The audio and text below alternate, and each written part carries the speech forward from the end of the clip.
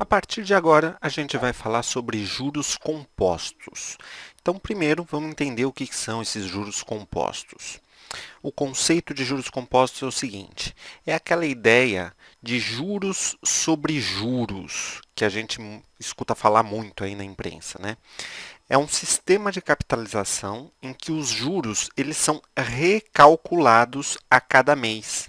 Supondo, óbvio, né, a cada mês, supondo que você esteja num sistema mensal. De repente você pode estar num sistema diário, num sistema anual, não importa. O que, que isso significa? Significa que você vai ter um certo valor, em cima desse valor, que é o teu capital, vão incidir os juros. E aí você passa a ter um valor no final desse período, vamos supor que seja mensal, no final de um mês você vai ter um novo valor, que é o teu montante.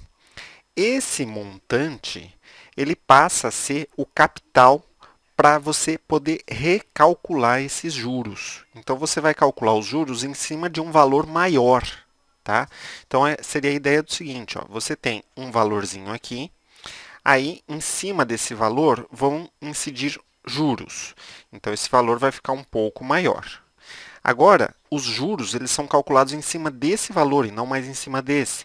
Então, no próximo mês, os juros aumentam um pouco, você vai ter juros maiores ainda, um montante maior ainda.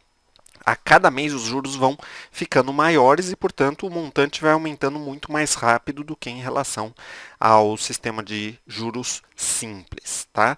Esse sistema é muito utilizado, por exemplo, em aplicações financeiras. Isso daqui é importante, ó, aplicações financeiras, tipo poupança, tá? Fundos de investimento, até mesmo bolsa de valores. Sempre que falar alguma coisa relacionada a banco, poupança, aplicação, você vai trabalhar com juros compostos, exceto se o enunciado mandar você trabalhar com os juros simples. Então vamos ver um pouquinho na prática de como que funciona, quer dizer, o fluxo de evolução desses juros, e eu vou utilizar um exemplo similar ao exemplo que a gente usou lá em juros simples. É o mesmo capital, com a mesma taxa, só que agora os juros são compostos, e o mesmo período que vão ser de 6 meses. Isso significa que a gente tem um capital de 4.000, uma taxa de 5% ao mês, né, que é 0,05, e um tempo de 6 meses. O tempo está coerente com a unidade da taxa. A taxa está aqui, né, ao mês, o tempo também está em meses, então a taxa e o tempo estão se falando, eles se conversam. Então vamos lá. Coloquei aqui o resuminho. Vamos partir de um capital de 4.000. E agora, no primeiro mês, em cima desses 4.000, vão incidir 5% de juros. 5% de 4.000 corresponde a R$ 200. E, portanto, no final do primeiro mês, a gente vai ter os 4.000 mais esses 200, totalizando 4.200. Agora que muda em relação aos juros simples. Agora, no próximo mês, eu vou calcular 5% não em cima dos 4.000, mas agora em cima desse 4.200. Então, 5% de 4.200 passa a dar 210. Quando você somar com 4.200, vai para 4.410. No mês seguinte, calcula de novo 5%, só que em cima desse 4.410. Olha lá, isso vai dar 220. Então, tá vendo? Ó, os juros estão aumentando, porque o capital que a gente está considerando, né, sempre como início, está ficando cada vez maior. Passou a ter esse valor. Agora calcula 5% em cima desse valor. Olha lá, 231. Somado com esse 4.630 vai dar esse número aqui. Aplica de novo e depois aplica mais uma vez. Tá? Então, você tem aqui os juros mês a mês. Quais são os juros no final de todo o período? Ou seja, do começo até o fim, quanto que eu acumulei aqui em juros? É só somar esses valores, tá? A soma está aqui embaixo, ó, R$ 1.359,94. Isso aqui é o que incidiu ao todo em cima desse capital, tá? Incidiram R$ 1.359,94 de juros, totalizando esse valor aqui, quer dizer, esse montante, que é o nosso montante final de 5.360,39. Vamos comparar então o sistema de juros simples com de juros compostos. Lembra que eu fiz os dois com o mesmo capital, mesma taxa e mesmo tempo. Nos juros simples, a gente teve um total aí de R$ 1.200 de juros, totalizando um montante, no final desses 6 meses de R$ 5.200. E nos juros compostos? Um juro um pouco maior, R$ 1.359,94, e o montante, obviamente, também um pouco maior, R$ 5.359,94. Muito bem. Como que a gente faz o cálculo utilizando juros compostos? O cálculo do montante, do capital, da taxa, enfim, né? Dependendo do que você tem, você quer calcular alguma coisa. Então vamos lá.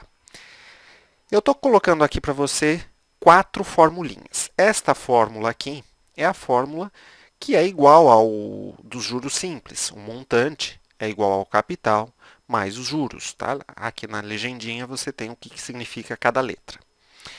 A fórmula clássica de juros compostos é essa daqui. O montante é igual ao capital que multiplica 1 mais a taxa, esse valor todo elevado ao tempo.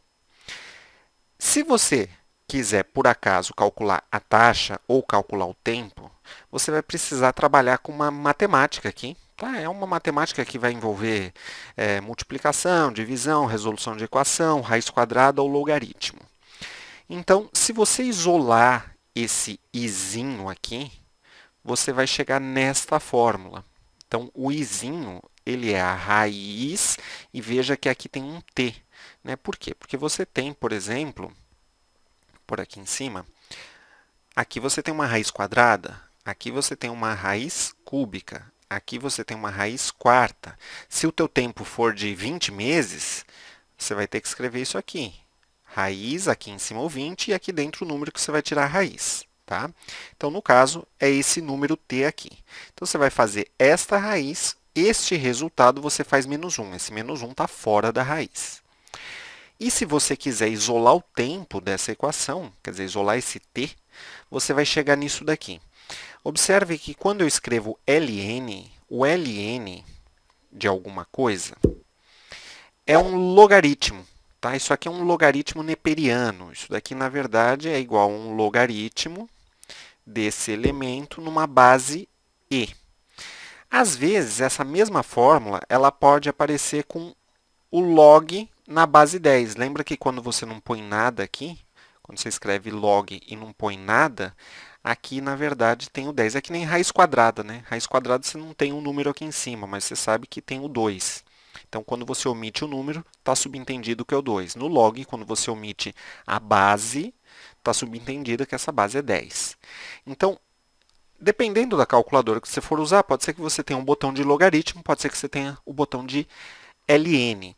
Tanto faz. O importante é que em cima e embaixo sejam iguais. Ou você trabalha com ln em cima e embaixo, ou você pode trocar esse ln de cima e o ln de baixo por log. Seria esse log na base 10.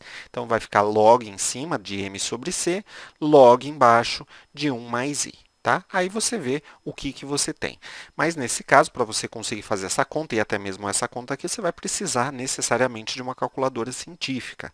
As calculadoras convencionais, né, aquelas calculadoras mais básicas, elas não trabalham com log, não trabalham com raízes que não sejam as raízes quadradas.